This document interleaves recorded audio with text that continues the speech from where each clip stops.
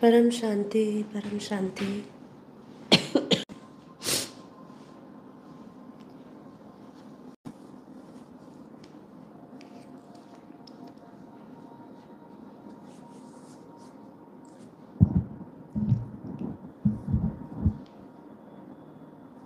परम शांति, बेहद की परम शांति, बेहद की गुड मॉर्निंग सभी दिव्य आत्माओं का, बेहद की आत्माओं का परम परम स्वागत है परम शांति मोटिवेशन एंड मेडिटेशन चैनल में। मैं साक्षी आप सभी का हार्दिक स्वागत करती हूँ हमारी डेली लाइव मेडिटेशन में 5:30 to 6:30 में।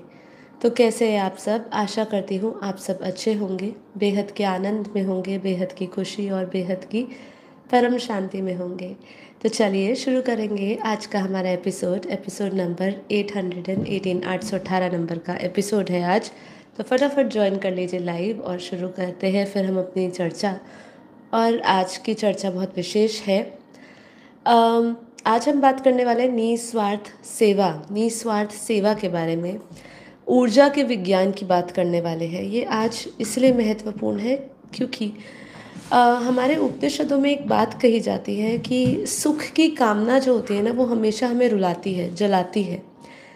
शायद आम इंसान इस बात को नहीं समझ पाएगा, लेकिन वो प्रत्येक व्यक्ति समझ पाएगा जो हमारे उपनिषदों को, शास्त्रों का अध्ययन करे बैठे हैं। वो समझ सकते हैं कि मैं क्या कहना चाहती हूँ।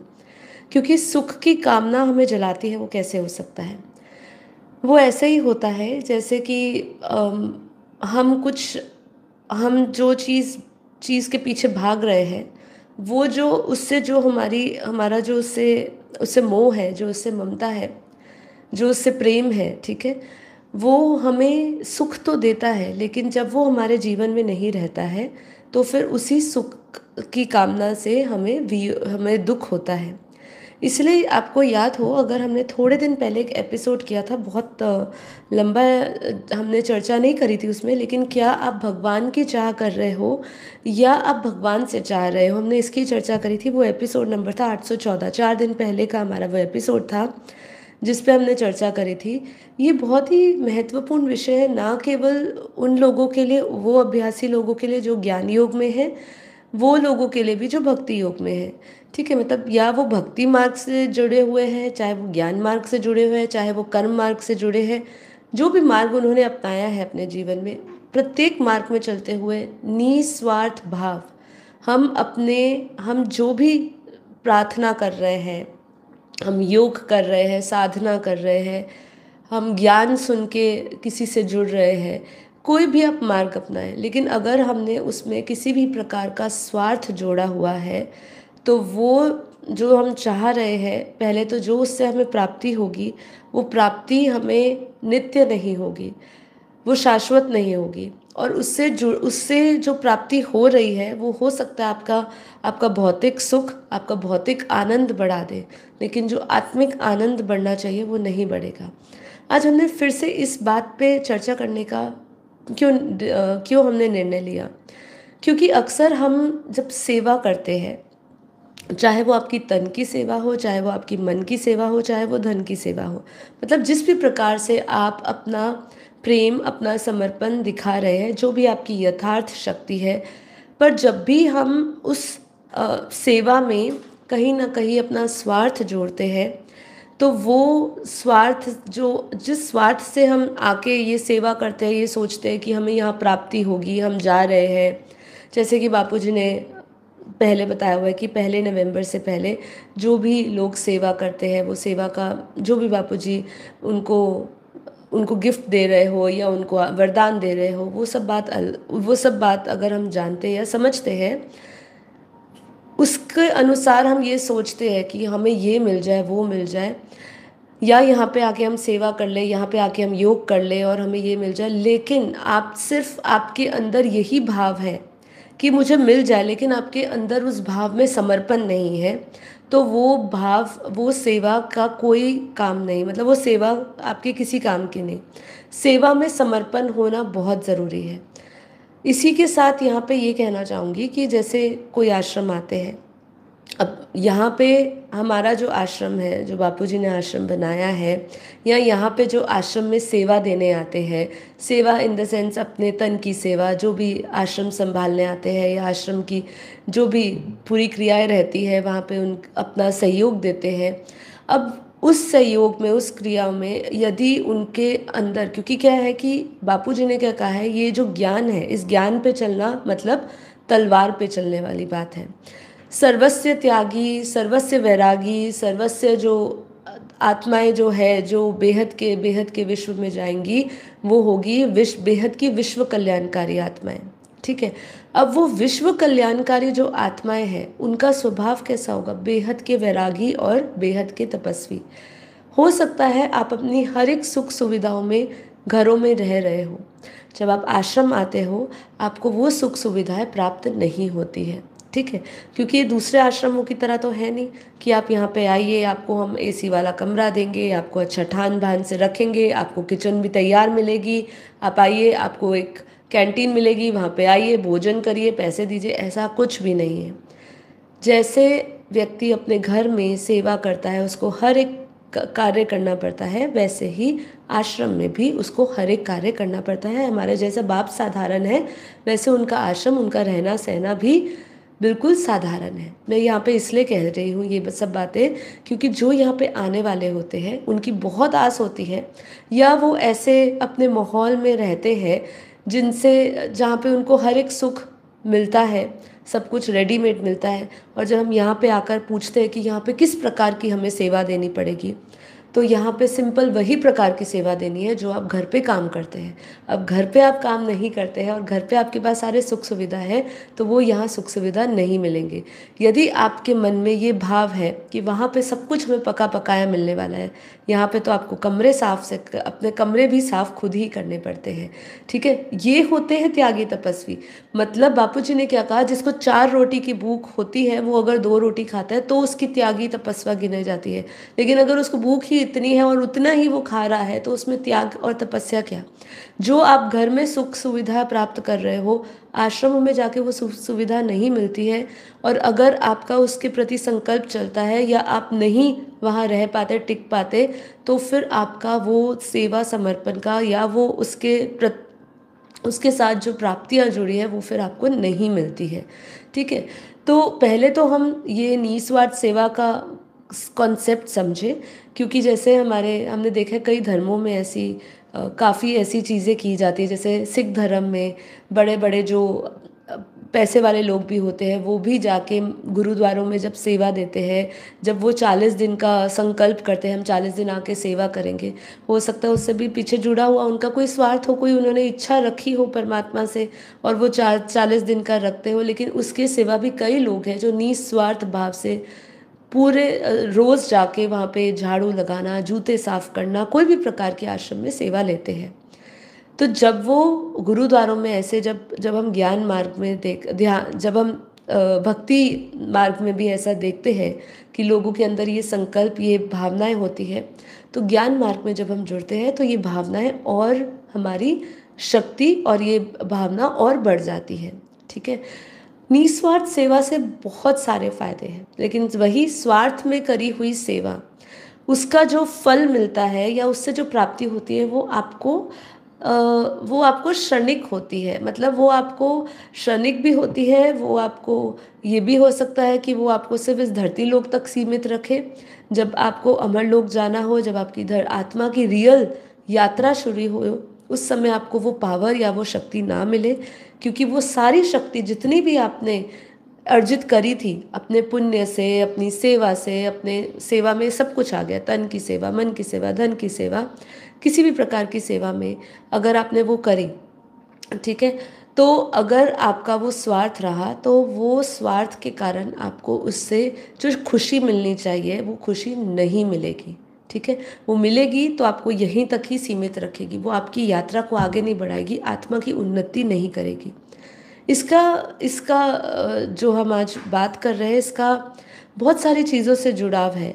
जैसे इसका मस्तिष्क पर भी असर होना, मैंने एक बहुत सुंदर इसके ऊपर सर्च करी कि क्या निस्वार्थ सेवा से मस्तिष्क पर कोई प्रभाव पड़ता है, तो उसने कहा आपका मस्तिष्क भी बदलना शुरू हो जाता है। इसमें इतनी सुंदर बात करी कि आपने आज तक इसके बारे में शायद सुना नहीं होगा। यहाँ पे एक यूनिवर्सिटी सिद्ध कर रही है कि जब हम निस्वार्थ सेवा करते हैं, उनके मस्तिष्क में स्थायी, ध्यान से इन्वर्टेड कॉमास में कह रही हूँ, स्थायी सकारात्मक परिवर्तन होता है। अस्थाई नहीं, स्थाई, मतलब जो कंसिस्टेंट, जो परमानेंट रहने वाला है, वैसा सकारात्मक परिवर्तन उनके मस्तिष्क में पाया जाता है। और ये मैं नहीं कह रही हूँ, ये आधुनिक विज्ञान शोधों में बताया गया है। हार्वर्ड यूनिवर्सिटी में, स्टैनफोर्ड यूनिवर्सिटी में, यूनिवर्सिटी ऑफ विस्कॉन्सिन में बताया गया है। ये बड़ी बड़ी यूनिवर्सिटी है जिसमें बताया गया है कि निस्वार्थ सेवा करने वाले लोगों के मस्तिष्क में स्थायी सकारात्मक परिवर्तन होता है और बहुत सारे लाभ होते हैं। उसकी आज हम बात करने वाले हैं। यहाँ पे चर्चा बस इसीलिए हो रही है कि जब भी आप सेवा भाव रखो, उसमें किसी भी प्रकार का अहंकार, किसी भी प्रकार का स्वार्थ, मैंने इतना किया, मैंने इतना किया, मुझे इतना मिला, मैं इतना करूँगा, मुझे इतना मिल जाए, उसमें स्वार्थ ना जोड़े। ये मेरी आपसे निवेदन है। आप इसमें अपना समर्पण देखिए। जब आप क्योंकि आप निमित्त हैं, आप जो भी सेवा दे रहे हैं, चाहे तन की सेवा दे रहे हैं, चाहे मन की, मैं यहाँ पे चलो धन की अभी साइड में रखती हूँ, चाहे आप तन की, चाहे मन की, कोई भी प्रकार की, आप आके आश्रम में झाड़ू करकट लगाते हो। बापूजी ने अपने लाइव एपिसोड में तो कहा था कि जो यहाँ पे आके किसी का गंद भी साफ करता है ना, मतलब यहाँ पे जब आप बाथरूम, शौचालय, ऐसी चीज़ें कुछ साफ करते हो, तो उसकी तो बेहद के बेहद की सेवा गिनी जाती है। क्योंकि किसी का गंद साफ करने वाले, गंद उठाने वाले जो होते हैं, वो विरला ही होते हैं। उसके लिए कितना समर्पण चाहिए, कितना आपका अहंकार टूटता है, तब आप किसी का ये कार्य कर सकते हो। ठीक है, तो यहाँ पे ये सब चर्चा का विषय बस इसीलिए बना है कि आप उस स्थायी सकारात्मक ऊर्जा से जुड़ो, जो आपको परम प्रकाश मिल रहा है, जो आपको वरदान के रूप में लिफ्ट की गिफ्ट मिल रही है, जो आपकी आत्मा को उन्नति करके ले जाएगी। उसमें आप कोई भी अहंकार अपना मत रखिए, क्योंकि निमित्त बनाया ये शरीर भी अगर स्वस्थ नहीं होता है, या हमारा ये शरीर योग्य नहीं होता है, तो हम वो सेवा भी नहीं कर पाते। ये शरीर अपना नहीं तो भी हम उसका अहंकार करते हैं कि ये देखो मैं सेवा कर रहा हूँ, मैं अपना तन लगा रहा हूँ, मैं ये अपना कार्य कर रहा हूँ। मन भी अपना है नहीं, तो भी हम मन पे अपना अधिकार मानते हुए, क्योंकि मन तो अपनी अपनी चलाता है। इसलिए क्या कहा उपनिषदों में, बार बार यही कहा कि सुख की कामना जो है वो इंसान को जला देती है। यदि वही कामना आपने उस परमात्मा की कही रही होती है, ऐसे बहुत सुंदर दृष्टांत और एक प्रसंग कहा गया है उपनिषदों में। जब एक वैश्या होती है, वो वैश्या वो अपनी कामनाओं के कारण उसको जो सुख मिलता है, उस सुख में वो विचरती है। जब एक दिन उसको वो सुख नहीं मिलता है, तो वो विचलित हो जाती है, उसकी वही कामनाएं उसको जलाने लगती है। उसका ही ये कथन होता है उस पूरे दृष्टांत में कि यदि मैंने इतनी उससे उससे कामना रखी जो मेरे देह से को प्रिय करता है, मतलब या देह से उसकी जो ममता है वो देह से है, यदि मैंने वही निस्वार्थ प्रेम, ये तो स्वार्थवश हुआ, यदि वही मैंने सेवा, वही मैंने समर्पण, वही मैंने प्रेम या चाह या कामना परमात्मा की करी होती, तो मुझे कितना बड़ा सुख मिला होता है ना। तो यहाँ पे वही आता है कि आज हम बात करने वाले हैं कि जब आपकी सेवा ध्यान बन जाती है। आज हमारा जो टॉपिक है, इसके विषय में हम बहुत सारी चीज़ें बात कर रहे हैं। जैसे कि मैं आपको थोड़ा सा उसका आपको एक खाली भूमिका बना देती हूँ। निस्वार्थ सेवा से कैसे बदलता है आपका मस्तिष्क। आपको ये वीडियो को सुन के ये पता चलेगा कि कैसे हमारा मस्तिष्क बदलता है। जब सेवा ध्यान बन जाता है तो विज्ञान भी मानता है कि इसका एक नया असर आपके ऊपर होता है। क्या दूसरों की मदद करने से मस्तिष्क दिव्य हो जाता है, इसकी भी बात हम करेंगे। निस्वार्थ सेवा का विज्ञान क्या कहता है, ये भी हम आज बात करने वाले हैं। तो चलिए पूरी चर्चा को बढ़ाएंगे आगे। इसके साथ साथ योग दृष्टि से सेवा का अर्थ क्या होता है, आध्यात्मिक फल में जब हम से क्या प्राप्त होता है, चित्त शुद्धि, कर्म शुद्धि, भव सागर से पर गमन, परम शांति कैसे प्राप्त होती है, ये सब भी हम बात आज करने वाले हैं। जाइए नहीं, ये बहुत महत्वपूर्ण है, जिससे कि आप अपने जीवन में जो कुछ भी कर रहे हैं उसके प्रति आपको जो प्राप्त होने वाला है वो सही सही आपको प्राप्त हो, और ऐसा प्राप्त हो जिससे आपका जीवन, आपका ये जीवन नहीं, आपकी आत्मा ही उन्नत हो जाए और आप जन्म मरण के चक्र से छूट जाए। तो चलिए, हमारे शास्त्र किस तरीके से इसकी बात करते हैं ये भी समझेंगे। निस्वार्थ सेवा का भाव, जब कोई व्यक्ति अपने अहंकार, लाभ, हानि, पसंद नापसंद से ऊपर उठकर केवल कर्तव्य भाव से करता है। यहाँ पे मैं ये नापसंद पसंद को मैं ज़्यादा इस पे जोर डालना चाहूँगी। सेवा काफ़ी बार आप जब करते हो, आपकी से पसंद नापसंद करके नहीं पूछता है। आपको सेवा हर प्रकार की करनी होती है। तन की भी सेवा करिए, मन की भी सेवा करिए, मन लगाइए। बापूजी तो कहते हैं मन कैसे लगाओगे, आपके मन सड़े हुए हैं, मन माया में रहता है। आप कोई ना कोई ऐसी चीज़ सोचते हो कि मेरा मन कहीं ना कहीं बस मुझे मिल जाए, कुछ भी मेरे को प्राप्ति हो जाए, लेकिन मन ना लगाना पड़े। मन आपका माया में विचर रहा है और फिर आप चाहते हो कि आपको राम मिले। ऐसा नहीं होता है। पसंद नापसंद देखकर कभी सेवा नहीं की जाती। ये काम मैंने कभी किया नहीं इसलिए मैं नहीं कर सकता हूँ, ये नहीं। ठीक है, जब भी आपकी कोई भी सेवा आपकी वो घृणा बन जाती है कि नहीं ये तो काम छोटा है, ये काम मैं नहीं कर सकता हूँ, तो ये नापसंद पसंद, लाभ हानि, ये सब चीज़ों से जब हम जुड़ते हैं तो ये हमारी सेवा नहीं कहलाती है। ठीक है, सेवा तभी कहलाती है जब हम उसको एक कर्तव्य भाव से करते हैं, एक निमित्त भाव से करते हैं, एक अकर्ता भाव से करते हैं, तभी वो सेवा कहलाती है।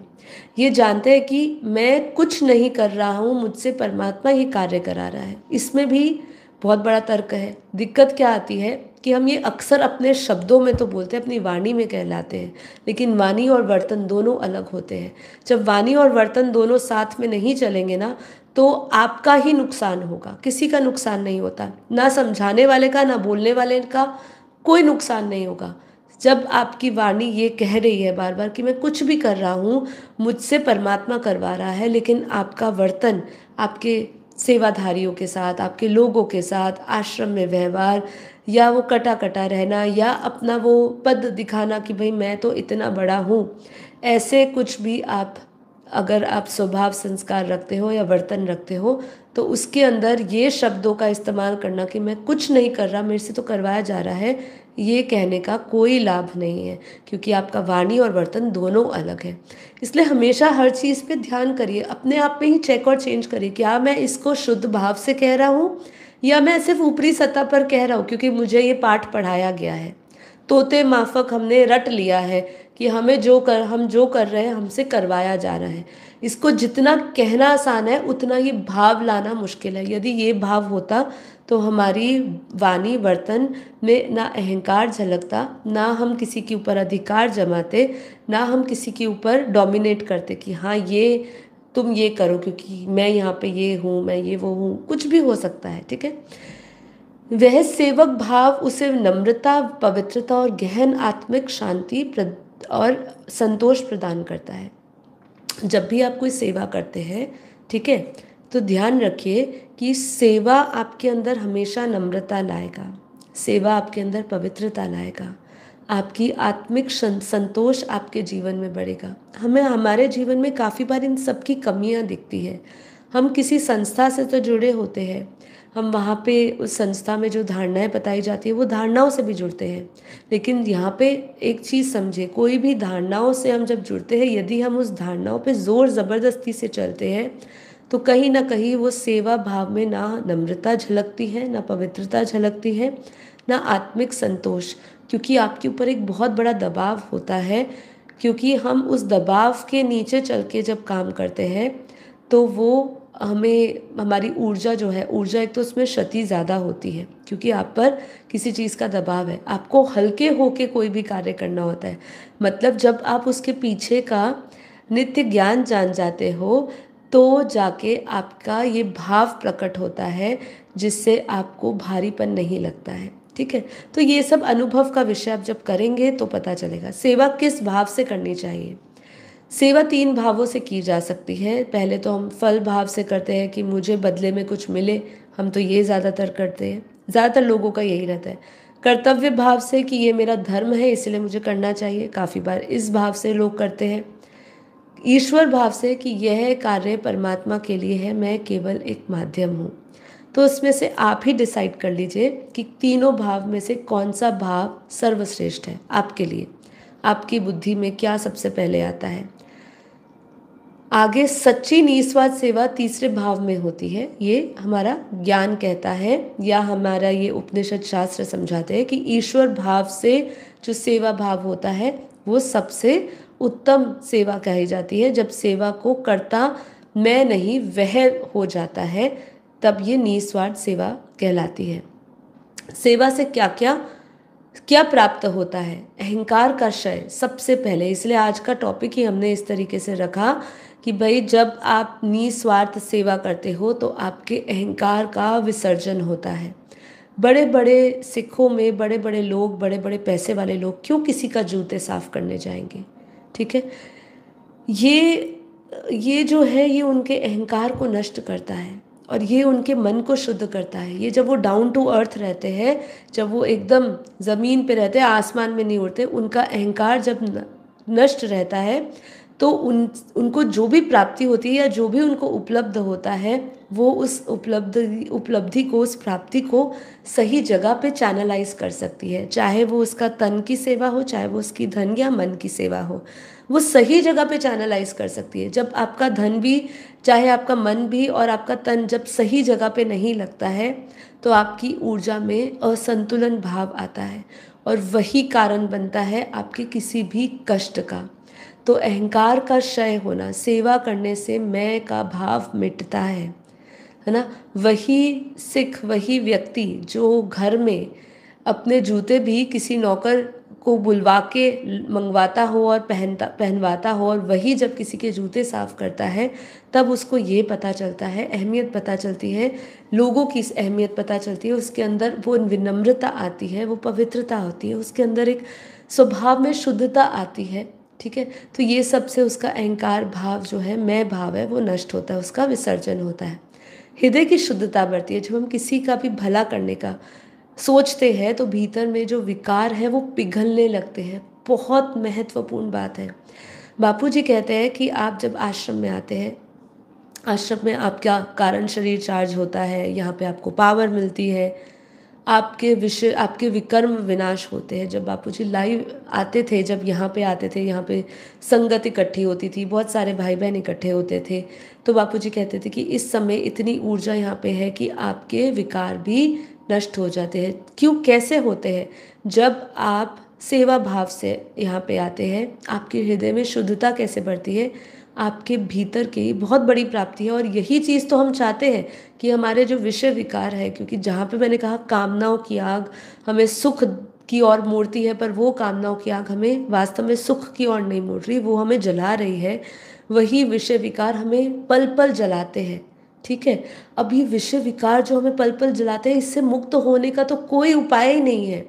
हम कितना ज्ञान योग कर लेते हैं पर फिर भी वो हृदय से नहीं जाता है, मन से नहीं जाता है, क्योंकि हम उसके पीछे का साइंस जानते हैं, पीछे का हम ज्ञान जानते हैं कि ये हमारे चित्त में पड़े हुए संस्कार है, अनंत जन्मों के संस्कार है। अब वो जाते जाते विषय विकार मिटते नहीं हैं।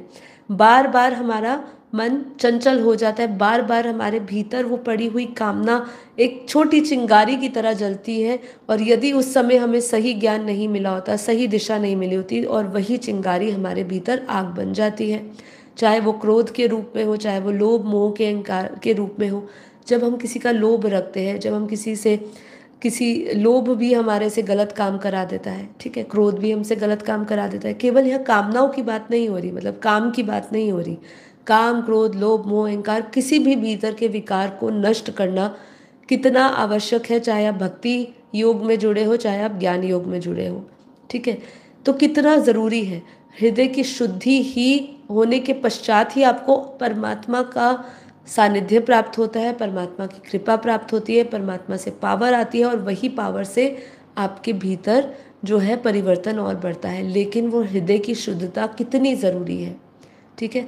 इसीलिए अपने भीतर के विकारों को मारने के लिए कि एक ये भी एक रास्ता दिया गया है, मार्ग दिया गया है कि जितनी आप सेवा करोगे, चाहे आप तन की सेवा, मन की सेवा, या जो भी धन की सेवा, जिस भी प्रकार की यथाशक्ति के हिसाब से आप करते हो, तो आपका तन पिघलेगा, मन पिघलेगा, और आपका धन भी पिघलेगा, मतलब धन आपका सही जगह पे चैनलाइज होगा। तो इसी आपके विषय विकार मिटते हैं, क्योंकि जब आपका अहंकार क्षय हो जाता है, मैं मिट जाता है, वहीं पर आपके हृदय भी शुद्ध होना शुरू हो जाता है। आत्मिक शांति मिलती है बिना स्वार्थ के किया गया कर्म। जब आप बिना स्वार्थ के करते हैं कोई भी कर्म, तो मन में एक संतोष और आत्मा को प्रकाश मिलता है। ठीक है, ये भी बहुत अच्छी बात है। ठीक है, अब लोग जो आत्मिक शांति की ओर बैठते हैं, वो ज्ञान तो समझ उनको आता नहीं है। ठीक है, भक्ति उनसे होती नहीं है। क्यों नहीं होती? क्योंकि मन उनके सड़े हुए हैं। तो मन को भक्ति में भी लगाने के लिए मन शुद्ध चाहिए। मन आपकी भक्ति की उस पराकाष्ठा तक पहुंचोगे, तब जाके परमात्मा तक आपकी पुकार पहुंचती है। तो आत्मिक शांति कहाँ से मिलेगी? तो एक ये भी मार्ग है, जब आप निस्वार्थ सेवा, मैं बार बार कह रही हूँ, आज का टॉपिक ही निस्वार्थ सेवा है। सेवा में किसी भी प्रकार का आपने लोभ मोह रखा, ठीक है, तो वो फिर सेवा आपको सेवा नहीं कहलाती। आपको बिन मांगे सब कुछ मिलता है, वो बात अलग है। ठीक है, तो बिना स्वार्थ के किए गए मन में संतोष और आत्मा को प्रकाश में डालती है। परमात्मा से निकटता, सेवा के भाव में हम कर्ता नहीं कर रखते और साक्षी बन जाते हैं। तो जो योग की सर्वोच्च अवस्था है, हम उस योग की सर्वोच्च अवस्था में पहुंचते हैं और वही हमारे लिए ध्यान बन जाता है। मतलब यहाँ पे सेवा, सेवा कैसे आपका ध्यान में बदल जाती है। सेवा, वो यही समझाना चाह रहे हैं कि जब आपकी निस्वार्थ सेवा होती है, जब उसमें कर्तापन नहीं रहता है और आप साक्षी बन जाते हैं, तो वही योग सर्वोच्च अवस्था का एक एक माध्यम बन जाता है। कर्म बंधन से मुक्ति, ये भी बहुत बड़ी प्राप्ति है कि हम निष्काम कर्म ही आत्मा को बंधन से मुक्त कर दे। तो इससे बड़ी बात क्या है? इसके लिए हम और क्या, इसलिए बापूजी ने ज्ञान, योग, सेवा, धारणा, ये सभी चीज़ों को साथ में रख के कहा कि एक एक करते जाओ स्टेप। एक नहीं हो रहा तो जब आपके अंदर निश्चय बुद्धि आती है तो आप सेवा भाव करिए। ज्ञान का अभाव है, ज्ञान कम समझ आता है, पर निश्चय बुद्धि है, तो निश्चय बुद्धि के साथ अपनी सेवा जोड़िए।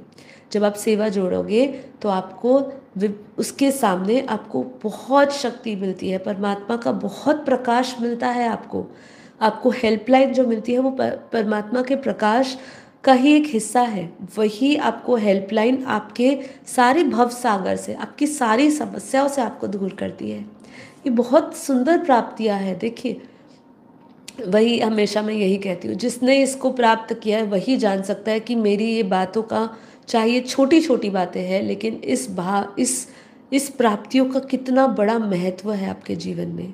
हाँ, कि अहंकार का क्षय हो जाए, मन अपने आप शुद्ध हो जाए, आपका मन संतोष से भर जाए, आपको आत्मिक शांति मिल जाए, आपको परमात्मा का सानिध्य, परमात्मा की निकटता मिल जाए, समीपता मिल जाए, जो हर एक व्यक्ति चाहता है। जो इस आध्यात्मिक जीवन से जुड़ता है, उसका एक ही लक्ष्य रहता है कि भाई मैं परमात्मा के समीप पहुंच जाऊं।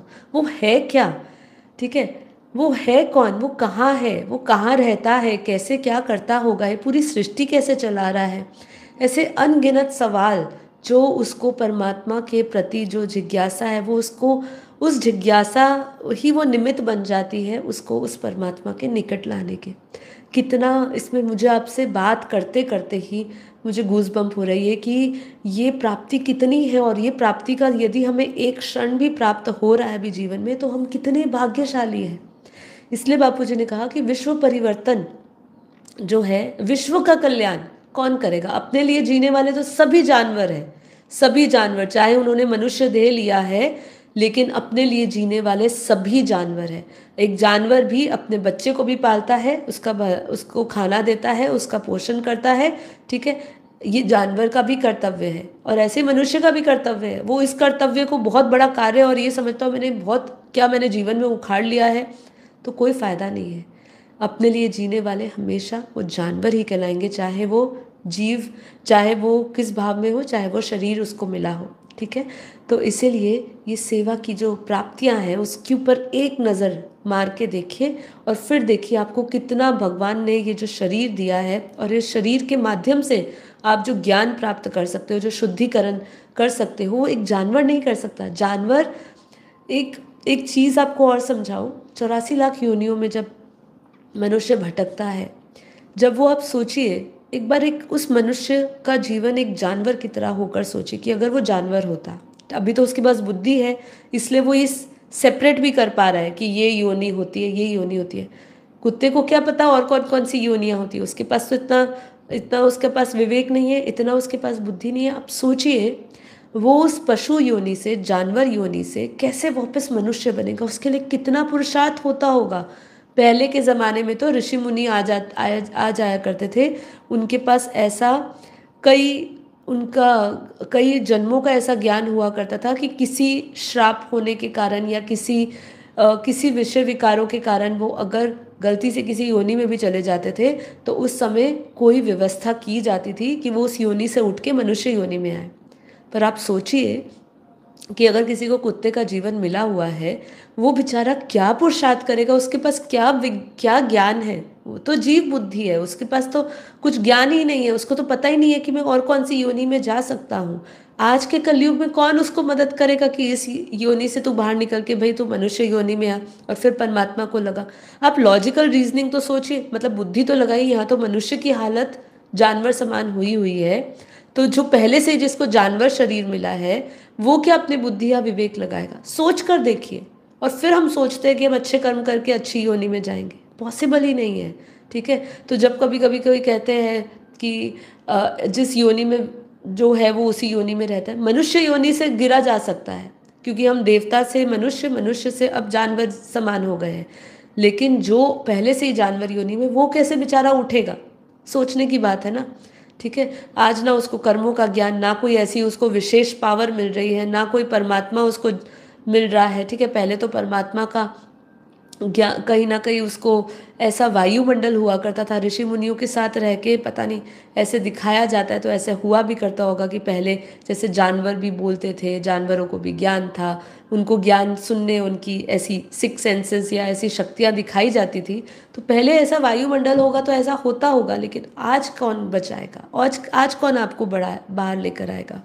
तो ये चीज़ पे थोड़ा सा ध्यान रखिए, और अपना भाग्य पे आपको एक वो गर्व होना चाहिए कि हमें जो ज्ञान मिल रहा है, अहंकार नहीं, गर्व होना चाहिए जो परमात्मा ने हमें दिया है, उसको हम अगर अच्छी तरह उसका इस्तेमाल नहीं करेंगे, ठीक है, चाहे ये प्रकृति भी मांगती है, प्रकृति भी ये कहती है कि तू मुझे जो अगर तू मुझे क्षति पहुंचा रहा है तो मैं तेरे को भी क्षति पहुंचाऊंगा। और आज हम देख रहे हैं वो हम आज मनुष्य का अहंकार नष्ट कर रहा है, जो बड़ी बड़ी इमारतें बनाकर बैठे हैं और जो कहते हैं कि जो उस इमारतों में रहने जा रहे हैं उनको गारंटी देता है कि ये भाई यहाँ पे अच्छा सामान इस्तेमाल किया गया, अच्छा रेती सीमेंट इस्तेमाल करी गई है, इसको कुछ नहीं होगा। प्रकृति के एक प्रकोप से वो पूरा ताश के पत्तों की तरह वो ढह जाता है। आप सोचिए कि मनुष्य का अहंकार क्या तोड़ेगा, भगवान क्या अहंकार तोड़े मनुष्य का, प्रकृति ही काफ़ी है मनुष्य के अहंकार को तोड़ने के लिए। और हम ये सोचते हैं कि हमने बहुत कुछ कर लिया किसी के लिए।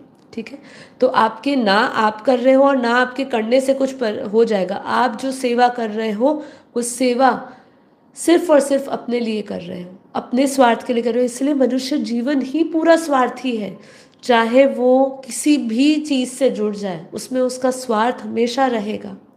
निस्वार्थ सेवा करने वाले, अकर्ता भाव में सेवा करने वाले केवल और केवल ज्ञानी ही हो सकता है।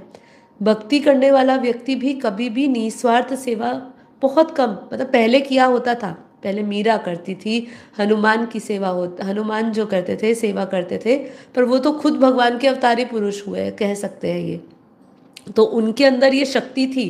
लेकिन आज के मनुष्य को कौन ये शक्ति देगा, कौन समझाएगा कि अगर आपके भक्ति होनी चाहिए तो मीरा जैसी होनी चाहिए, हनुमान जैसी होनी चाहिए। ठीक है, भरत ऐसा भाई होना चाहिए जिसने राम को भी भगवान बना के उनकी जो सेवा करी, अपना जो भाव किया वो भगवान के प्रति जैसे होती है वैसे करी उन्होंने। तो ऐसे कहाँ से आपको प्रेरणा मिलेगी? अब कोई प्रेरणा देने वाला नहीं, अब सिर्फ ज्ञान आपको समझा सकता है।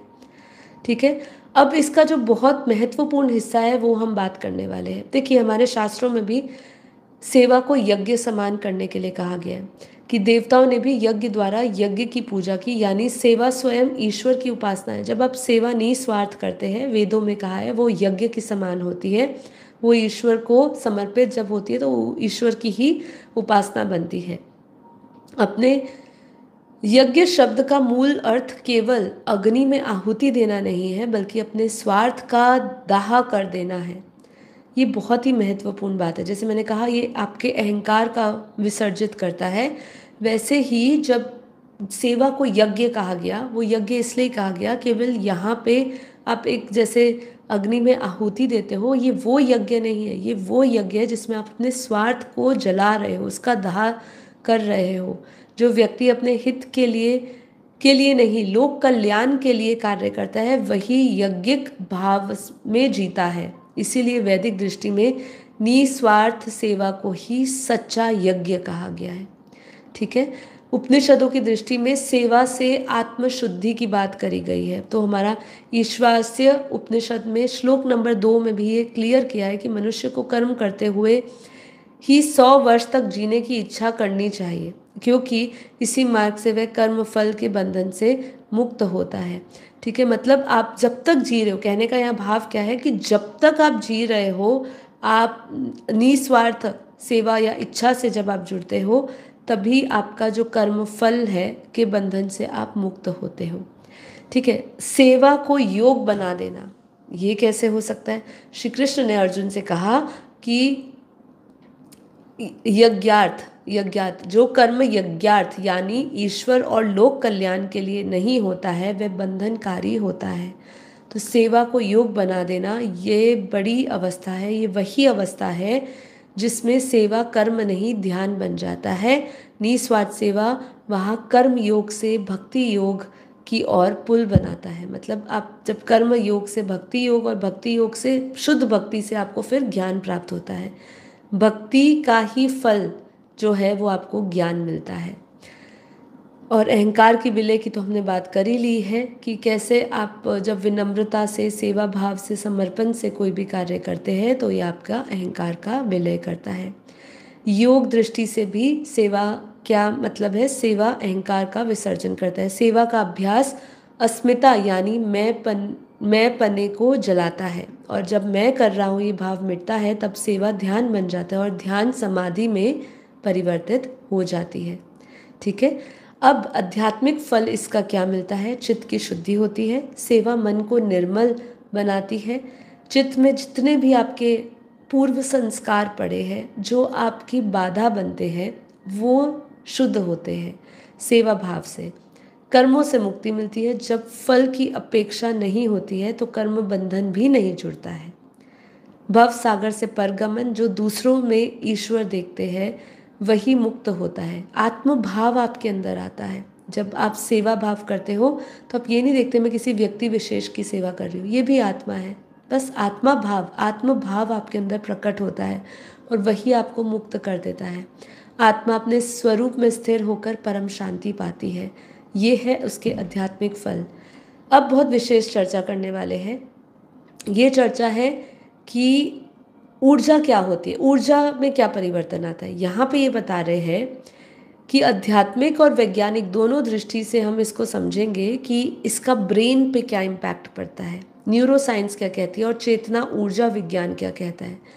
यहाँ पे बताया जा रहा है कि न्यूरो साइंस के अनुसार, जैसे मैंने आपको शुरुआत में ही कहा कि आधुनिक विज्ञान के अनुसार जो लोग इसकी प्रैक्टिस करते हैं निस्वार्थ सेवा की, उनके मस्तिष्क में स्थायी सकारात्मक परिवर्तन आता है। डोपामाइन, ऑक्सीटोसिन का जो स्तर है वो बढ़ता है जब हम किसी की मदद करते हैं।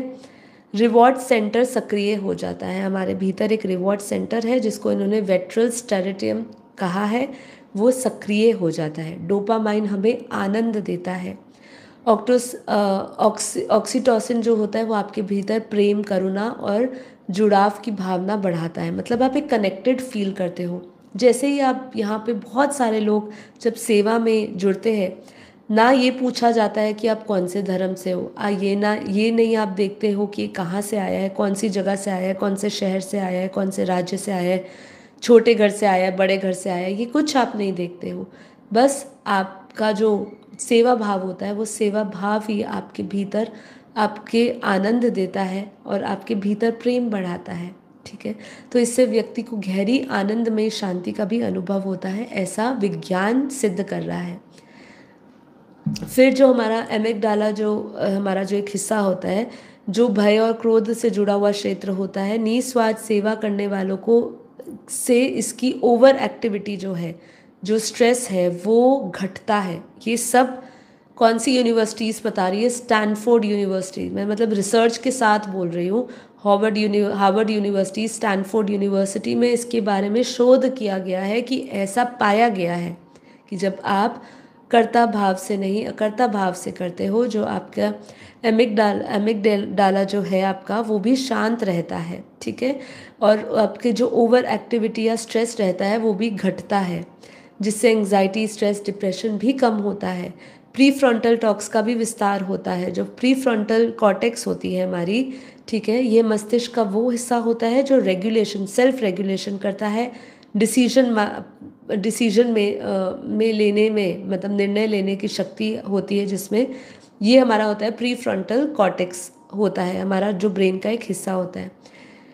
अगर आप नियमित भाव से नियमित सेवा कर रहे हो, मतलब नियमित सेवा और निष्काम सेवा कर रहे हो, तो और करुणा के अभ्यास से ग्रे इसकी ग्रे मैटर डेंसिटी बढ़ जाती है, कह रहे हैं। परिणाम स्वरूप आपको एकाग्रता, विवेक और आत्म संयम में वृद्धि होती है। मतलब देखिए, इसका जो इसका जो ज्ञान है निस्वार्थ सेवा का, ऊर्जा में परिवर्तन, चेतना के स्तर पर अभी तो हम शारीरिक लेवल पे ही समझ पा रहे हैं कि क्या क्या आपके भीतर बदल जाता है। आपका प्री फ्रंटल कॉर्टेक्स का विस्तार हो रहा है, मिरर न्यूरॉन्स एक्टिवेशन हो जाते हैं, दूसरे के दुख सुख को महसूस करने की क्षमता इन न्यूरॉन्स से जुड़ी होती है। सेवा भाव इन्हें सक्रिय करते हैं और आप में वो सहानुभूति, एम्पैथी बढ़ती है। यही मनुष्य को मानव बनाती है, ठीक है। तो ये जो भी आपके अंदर बदलाव है ऊर्जा के लेवल पे, मतलब आपके वाइब्रेशनल लेवल पे, ये सब चीज़ों में बदलाव होता है। कितना बड़ा साइंस है सेवा के पीछे भी, सोचिए। अब यहाँ पे कह रहे हैं चेतना और सूक्ष्म ऊर्जा दृष्टि से समझते हैं। जब कोई व्यक्ति सेवा करता है, ये कोई बकवास नहीं है, ये यही एक बहुत बड़ा इसका विज्ञान है और ये बहुत सारी यूनिवर्सिटी सिद्ध कर रही है। जब आप निस्वार्थ सेवा करके तो देखिए, तब आपको पता चलेगा कि इससे बड़ी हुई प्राप्ति क्या मिलती है। ये कोई यहाँ पे कोई बकवास नहीं, आध्यात्मिकता से जुड़ा है, और जो आध्यात्मिक ऊर्जा से जुड़ रहा है उसको पता है कि त्याग और तपस्या क्या होता है और वैराग्य क्या होता है। जिसने अपने जीवन में वैराग्य नहीं लिखा, वैराग्य नहीं करा, उसके लिए तो ये बकवास ही है, क्योंकि उसके में इतनी क्षमता ही नहीं है कि वो कुछ छोड़ सके। वो अपनी एक एक वक्त की रोटी नहीं छोड़ सकता है, ठीक है। भगवान को प्राप्त करने के लिए कितना बड़ा पहले के ऋषि मुनि लाखों साल तपस्या करते थे, करोड़ों साल तपस्या करते थे, तब जाके उनको भगवान मिलता था, उनके दर्शन होते थे, ठीक है, या उनको वरदान मिलता था। आज हमें लगता है कि इसी जन्म में, एक ही जन्म में, कुछ ही मिनटों की भक्ति से, ठीक है, हमें परमात्मा मिल जाएगा। तो ऐसे लोगों को लगता है, तो वो लोगों को ही मैं कहूँगी कि वो लोग ही अपने आप को समझे, अपने आप को कैटेगरी नक्की करे कि कौन सी कैटेगरी में जाना है, ठीक है। तो वो चीज़ जो ऐसे अपने आप को वैदिक समझते हैं, वैदिक ज्ञान समझते हैं, उनको ये ज्ञान समझ लेना चाहिए, ठीक है। तो चलिए, यहाँ पे क्या बता रहे हैं कि मन की तरंगे और हृदय का विद्युत चुंबकीय क्षेत्र दोनों बदलते हैं, ठीक है। जब आप कोई व्यक्ति सेवा करता है, उससे मन में उठती हुई तरंगे जो मेंटल वेव्स हैं, ठीक है, और हृदय की विद्युत चुंबकीय शक्ति है, वो दोनों बदलती है, ठीक है। हृदय का कंपन जो है, हार्ट मैथ इंस्टीट्यूट ने ये सिद्ध किया है, ठीक है। हार्ट मैथ इंस्टीट्यूट ये सिद्ध कर रहा है कि करुणा, कृतज्ञता और सेवा के समय हृदय की तरंगे जो है वो सिंक्रोनाइज होने लग जाती है, ठीक है। यह कोरियंस मस्तिष्क और हृदय के बीच में एक डिवाइन कम्युनिकेशन चैनल खोलता है। तो जैसे मैंने कहा था कि क्या सेवा भी आपकी दिव्य ऊर्जा को बढ़ाता है? बिल्कुल, यह आपकी एक दिव्य ऊर्जा को भी बढ़ाता है। इस अवस्था में व्यक्ति साक्षी चेतना से निकट पहुंचता है, ठीक है, जहां मन शांत, ऊर्जा संतुलित और आत्मा प्रफुल्लित रहती है, ठीक है, तो ये होता है। सूक्ष्म शरीर में प्रभाव, आपके सूक्ष्म शरीर में प्रभाव रहता है। निस्वार्थ सेवा के समय अनाहत चक्र तेजी से स्पंदन पैदा करता है। यह ऊर्जा ऊपर उठ के आज्ञा चक्र, सहस्त्र चक्र को भी सक्रिय करता है। तो ये जो आपका प्राणिक फील्ड है, जो आपका प्राणमय शरीर है, उसके अंदर भी बदलाव आता है। आपका हृदय चक्र एक्टिवेट हो जाता है और यही आपको मदद करता है उस आत्म भाव में पहुंचने का।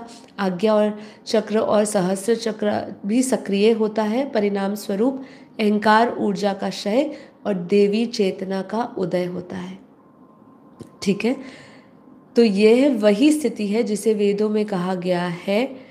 यह सवस्त्र ना, ये एक श्लोक के माध्यम से बता रहे हैं कि यही एक अवस्था है जिसको उच्चतम अवस्था कही गई है। ये वो स्थिति है जिसको वेदों में वर्णन किया गया है, जो आपके अहंकार ऊर्जा का क्षय करती है और देवी चेतना से जोड़ती है। आधुनिक दृष्टि से सेवा करुणा योग है, करुणा का योग है। निस्वार्थ सेवा मनुष्य में मैं और तू की दीवार से वो उसको मुक्त कर देता है। ठीक है, तो निस्वार्थ सेवा ध्यान का ही दूसरा नाम है। फर्क बस इतना ही है, ध्यान हम भीतर झांकते हैं और सेवा में हम वही चेतना बाहर बहती है। तो इन शॉर्ट मैं यही कहना चाहूँगी, जब जब आप, ठीक है, जब जब आप अपने निस्वार्थ सेवा से जुड़े, ठीक है, तो उसके प्रति समझे, ज्ञान समझे। एक मिनट।